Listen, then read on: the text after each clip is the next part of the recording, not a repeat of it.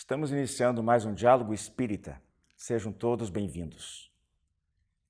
No tema livre de hoje, nós abordaremos as profecias e os pressentimentos ou premonições. Na sequência, o quadro Cristo e nós no terceiro milênio, a interpretação da frase "Seja feita a sua vontade", da oração de Pai Nosso, e o nosso livre-arbítrio, como fica nessa situação. E depois, finalmente, o quadro das razões dos fatos, o extraordinário fenômeno de transportes de objetos e até seres vivos de e para locais hermeticamente fechados. Fique conosco.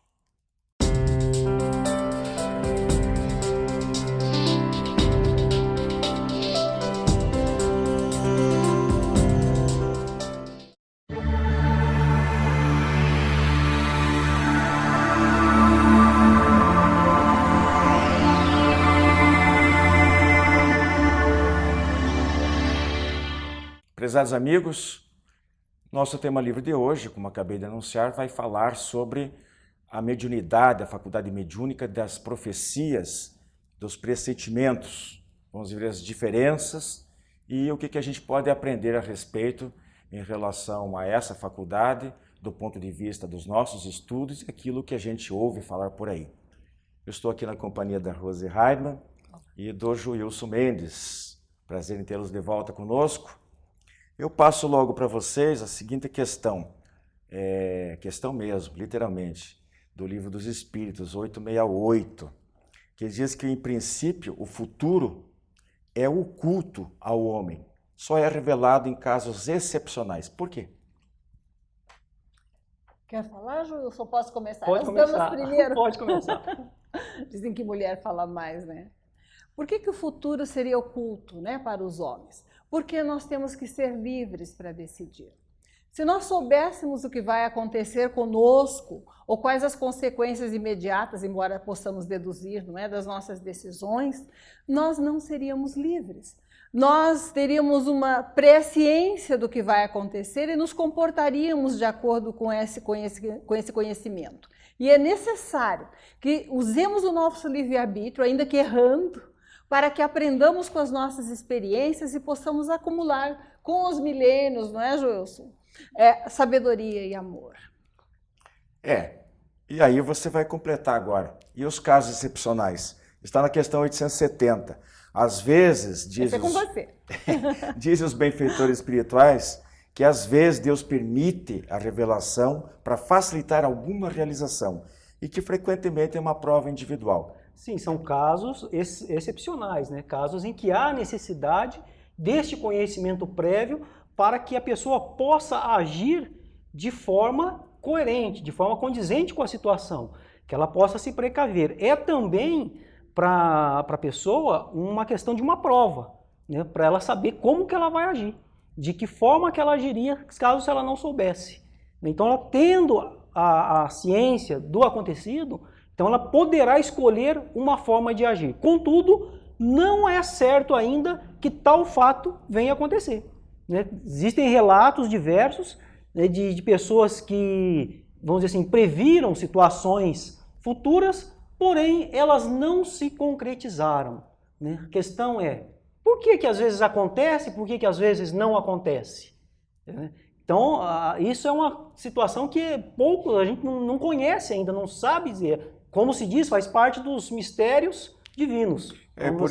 Por isso que as pessoas que dizem ter o dom de revelar o futuro, muitas vezes, como nós dizemos na gíria, né, caem do cavalo.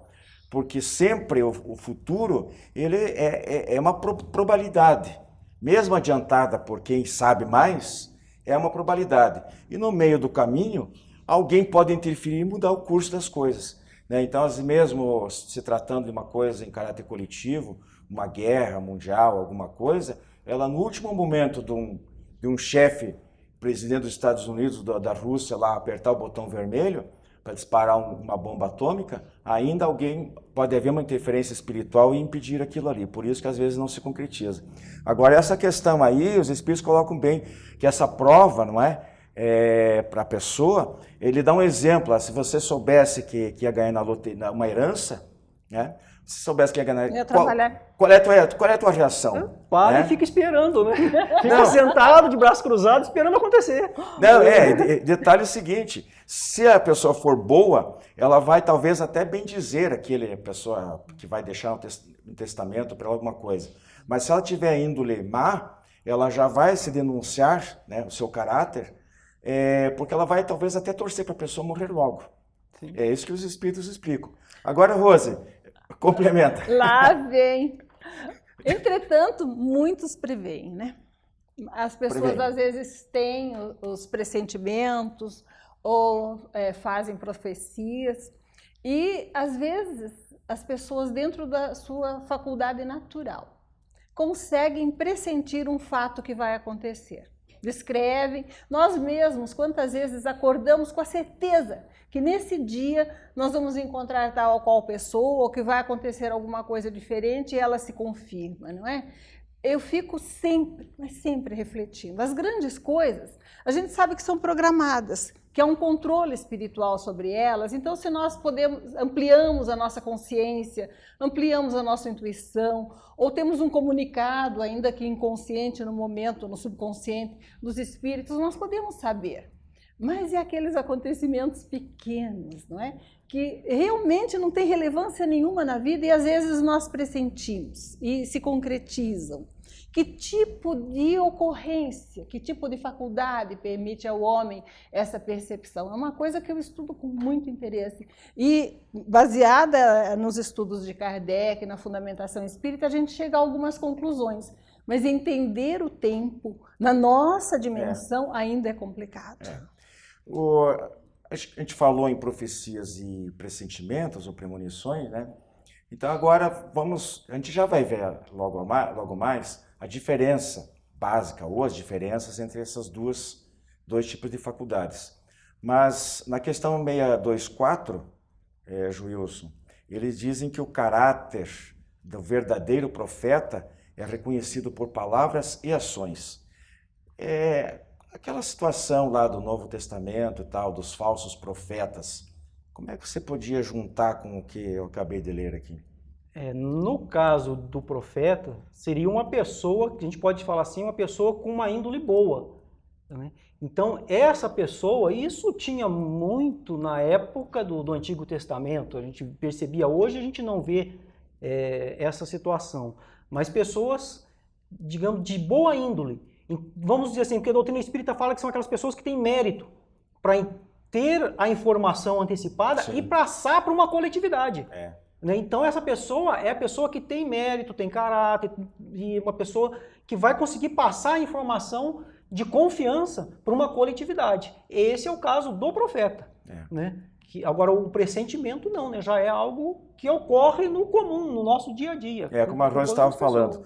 Antes de a gente está olhando aqui a capacidade de nós encarnados de prever o futuro, mas tem mais uma questão aqui do Livro dos Espíritos, 243, que diz em relação aos espíritos. Quem revela para nós geralmente são os espíritos. Nós nunca captamos, às vezes pode ser que a gente capte.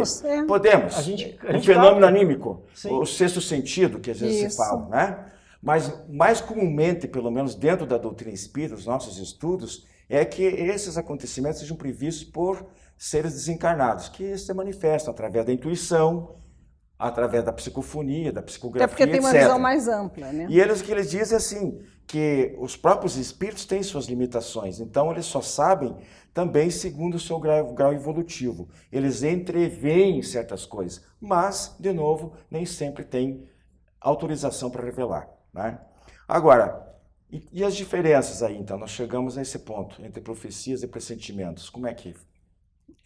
A profecia, como eu comentei ainda há pouco, é a situação para uma coletividade. O profeta seria essa pessoa com credibilidade, vamos assim dizer, um espírito evoluído, um ser jamais evoluído, ele receberia informações que vai interferir toda uma coletividade, né, num país, né, num estado, uma coletividade maior. O pressentimento não, já é algo que acontece mais no nosso dia a dia com as pessoas, comigo, com a Rose, com você, com qualquer um de nós, pode acontecer. Às vezes você tem aquela ideia, acorda pela manhã, e às vezes, porque nós falamos no programa anterior sobre os sonhos, através dos quais também muita coisa é revelada, né? Em relação ao que pode vir a acontecer. E daí a gente sonha que bateu o carro. Eu já sonhei N vezes. E, felizmente, N vezes eu já tive colisões de quem não teve, né? Praticamente ninguém. Nas outras tomou o dobro de cuidado. Exatamente. Talvez não tenha se concretizado porque eu redobrei os cuidados. Né? A gente Não sempre... era uma programação coletiva, né? Era um incidente. Às vezes uma notícia de uma carta, de um parente, o pressentimento, aquela angústia que às vezes assalta a pessoa, ela não, os espíritos descrevem como uma sensação muito vaga, né? Não é uma coisa precisa, ela não sabe de onde que vem, o que é. Ela só percebe que alguma coisa não está bem com alguém. Pode ser um parente, ela começa a telefonar para a mãe, para não sei quem que mora longe, e começa a se preocupar. Esse é o lado da premonição, do sentimento, do pressentimento. Às vezes é uma coisa mais direta, mais concreta, né? Sonhou e realmente concretiza, um desencarne, um familiar, qualquer coisa parecida. Mas, viu, a respeito dos sonhos, né, existem estudos, não dentro da doutrina espírita, né, mas dentro da parapsicologia. Este é um fenômeno que é muito estudado. E a doutora Luisa Heine, né, na década de 40, se eu não me engano, ela escreveu um livro, que chama-se Canais Ocultos do Espírito. Então foi uma pesquisa que ela fez nessa área, e sobre este fenômeno de prever fatos futuros. E os sonhos, ela identificou dois tipos de sonhos, né, que são os sonhos realistas e os sonhos não realistas. Os sonhos realistas acontecem como uma fotografia. A pessoa sonhou, quando o fato ocorre, é idêntico ao que ela sonhou. Os sonhos não realistas é como se fosse uma charada a ser interpretada. Então, aí a pessoa só vai identificar o fato depois do ocorrido. Isso se ela lembrar do sonho. Então, os sonhos têm disso também, e a gente recebe essas informações. Agora, importante é o quê, não é? Você não pode basear a sua ação agora num conhecimento prévio de fato futuro. Você toma os cuidados devidos, se a ideia for útil, né? Mas você tem que se fundar nos conhecimentos concretos que você tem. Né? Não pode depender de pressentimentos, adivinhações, orientações dos outros. Tem que se conduzir para o pleno exercício da sua consciência e da sua liberdade.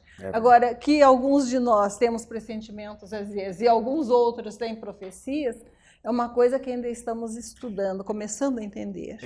Muito pouco. Aqui, fechando esse tópico de diferença entre profecias e pressentimentos, nós vemos que as duas, na verdade, são variações, segundo o livro dos médiuns, da mediunidade de inspiração, né? Da mediunidade de inspiração. Pode ser provocado por sonambulismo natural ou provocado, né? Que é o transe. Lembrando também que muita da desconfiança que se tem em relação a essas revelações é o problema do estado de êxtase, que é pouco confiável, porque o indivíduo realmente exorbita, digamos assim, né, o seu desprendimento, e às vezes ele confunde as próprias impressões dele com os fatos que ele está presenciando. Lembrando que também muitos gênios, artistas, sábios, escritores fizeram descobertas, têm suas obras escritas, poesias, etc., etc., através de inspirações mediúnicas, que às vezes ele nem sabe que é médium, né, um chamado médium inconsciente. Lembrando e repassando do Velho e Novo Testamento, também repleto de muitas profecias e premonições, o que prova que a Bíblia está repleta de fenômenos mediúnicos, ainda tem gente que duvida. Né? O que está lá sobre visões, pressentimentos, profecias, um monte de coisa, e realizações do próprio Jesus, é o que a gente estuda dentro da doutrina. E agora, já quase chegando ao finalzinho do nosso programa, eu queria que vocês têm de falar sobre o Nostradamus. Aí, Júlio, se você já estudou Nostradamus, eu fico fascinada quando eu vejo. Já estudei. Um minutinho. Foi uma pessoa que retinha muitas informações e do que ele pressentiu, do que ele viu, né? Muitas coisas se confirmaram, dizem que outras ainda estão para se confirmar, né? Só que a gente vai confiar, né? Não tem como. Né? No Evangelho, a gente vai encontrar lá, né?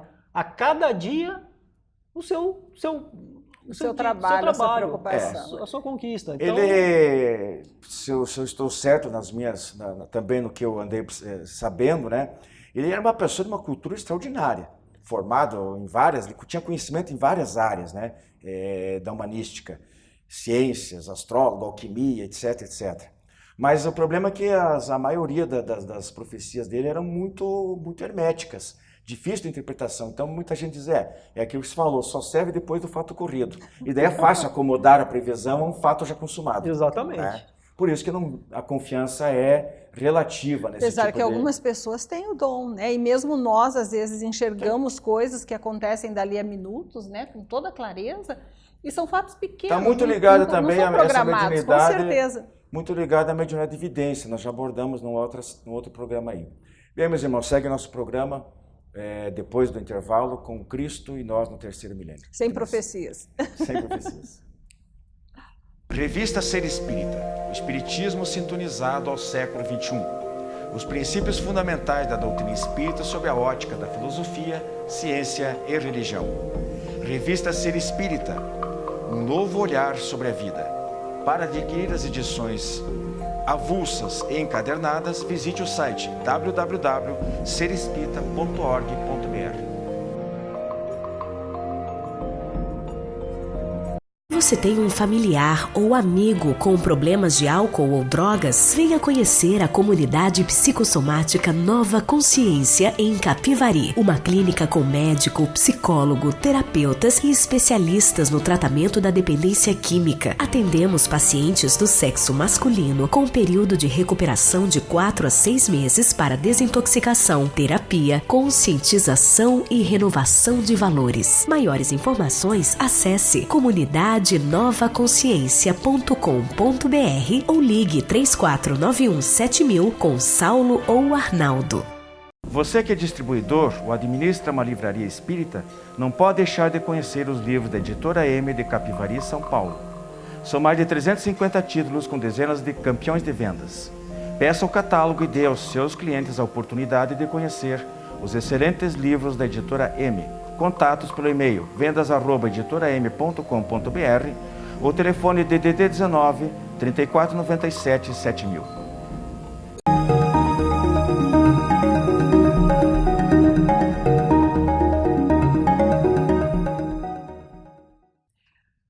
Vamos refletir hoje sobre aquela oração do Pai Nosso, na parte em que fala: seja feita a vossa vontade, assim na terra como no céu.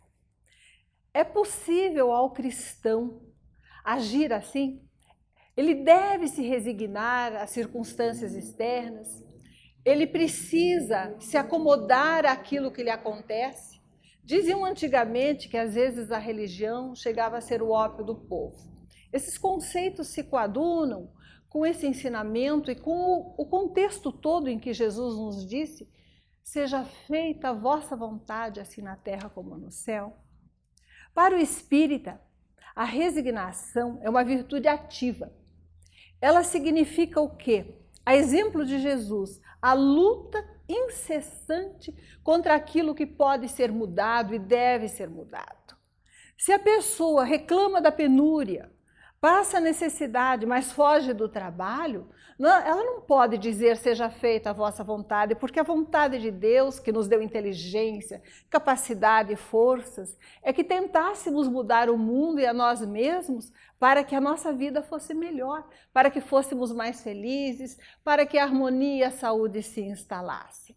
O agricultor no campo, às vezes, tem que se resignar à chuva de granizo. Mas não é justo que ele se acomode à praga, à falta do adubo, às condições que ele pode modificar para que a lavoura seja farta. Na nossa existência, o ensinamento cristão, na acepção espírita, tem este conteúdo.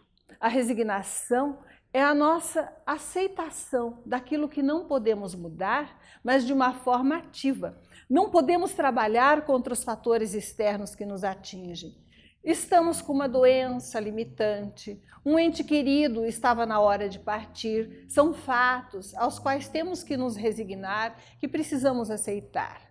Mas nós não podemos nos deixar vencer pelas circunstâncias que nós podemos mudar. E mesmo a nossa reação interior a esses fatos externos, ela pode e deve ser trabalhada para que sejamos realmente cristãos.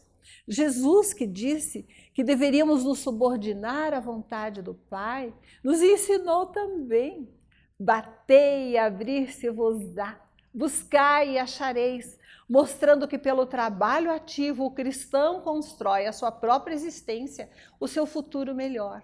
Portanto, a subordinação à vontade de Deus não significa abdicarmos da nossa liberdade, da nossa capacidade, do nosso dever moral.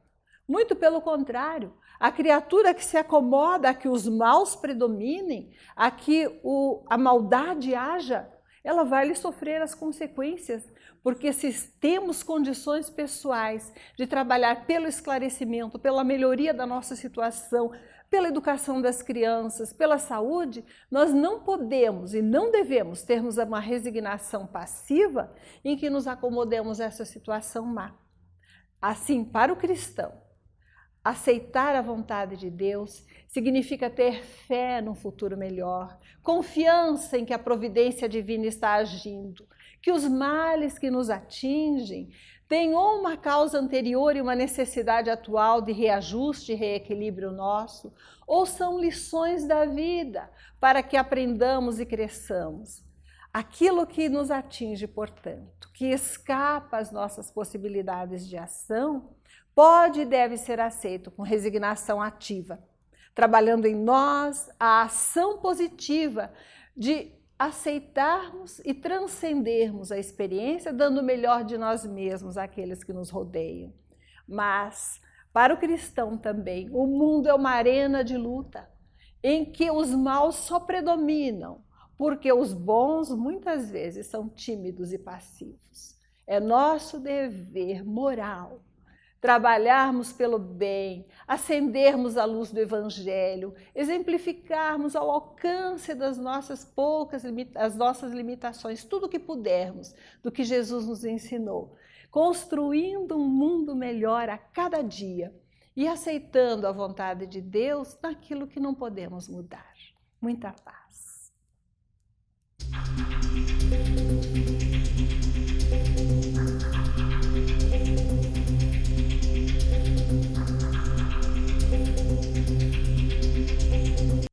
As razões dos fatos, nós trazemos hoje a faculdade mediúnica de transportes. O que é isso? Qual é a definição? É o aparecimento de objetos e até de seres vivos em locais hermeticamente fechados. Como é que é possível? Nós vamos ver. Então nós estamos falando de transposição ou de penetração da matéria na matéria.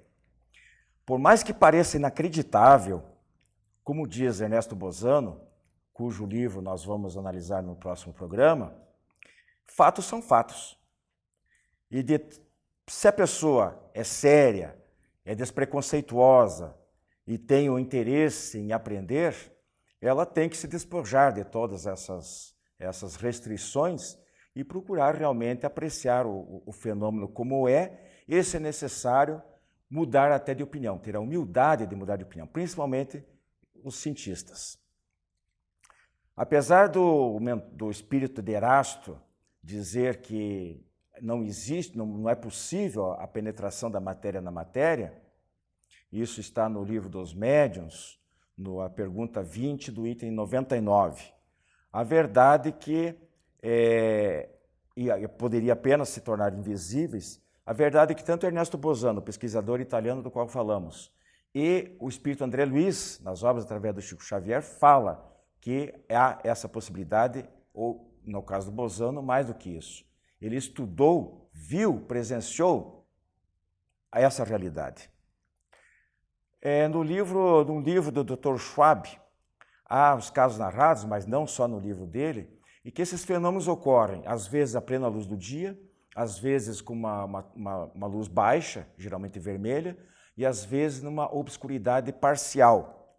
Mas, de qualquer maneira, nesse livro do Dr. Schwab fala que as sessões que ele presenciou, às vezes tinha cerca de 50 pessoas, e constituída de pessoas eminentes, professores universitários, médicos, pessoas honestas, de moral ilibada.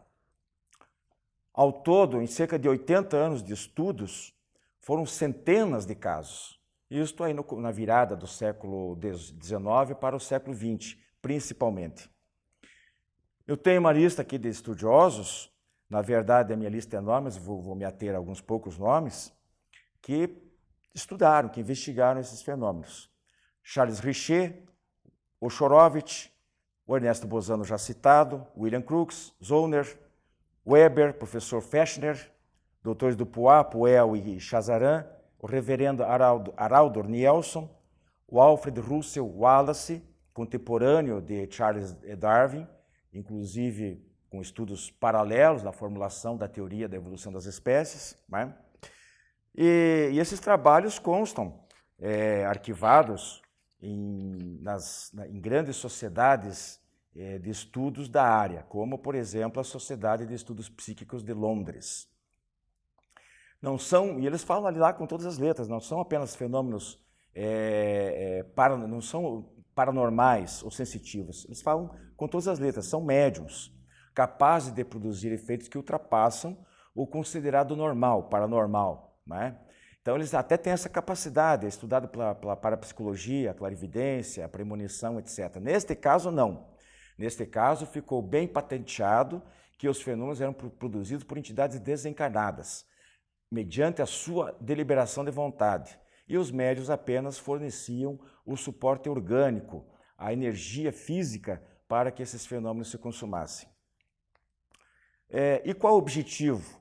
A nosso ver, os mesmos de outros da mesma classe, né, como as materializações, as levitações, as escritas e vozes diretas, a pneumatofonia, pneumatografia e alguns tipos de curas.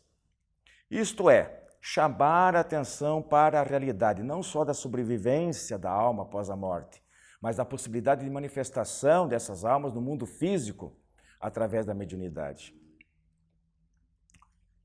Uma constatação também interessante diz respeito ao desgaste físico dos médiuns, que é muito grande, segundo relatos deles próprios. E também uma necessidade muito grande, são médiuns realmente especiais, não é qualquer médium que é capaz de produzir esse tipo de fenômeno. Narra-se, consta, um caso de poltergeist impressionante com um menino de 13 anos, os fenômenos já ocorriam na casa dele, depois foram hospedados pelo investigador Hector D'Urville, e é impressionante, porque os objetos desapareciam, voavam pelo ambiente, desapareciam, reapareciam 2, 3 dias depois, desapareciam no local, reapareciam na casa do pesquisador em Paris, uma grande distância. Era um verdadeiro bombardeio de objetos. E mostra que esse tipo de fenômeno também se enquadra nos fenômenos de transporte, principalmente quando metais e pedras são transportados, eles entram no ambiente superaquecidos.